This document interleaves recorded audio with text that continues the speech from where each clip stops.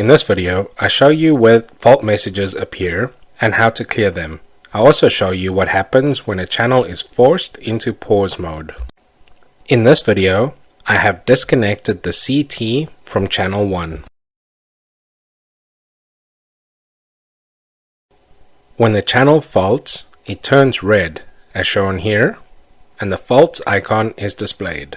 Click on the faults icon to bring up a list of active faults. Click on OK to hide this window. I am busy reconnecting the CT to the input now to fix the fault. Now that the fault is fixed, I can click on the fault icon again and clear the fault. Notice the fault icon disappears and the channel color returns to normal.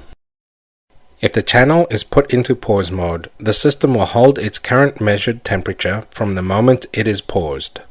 Unpausing it makes the system continue from where it was in the cycle when it was first paused.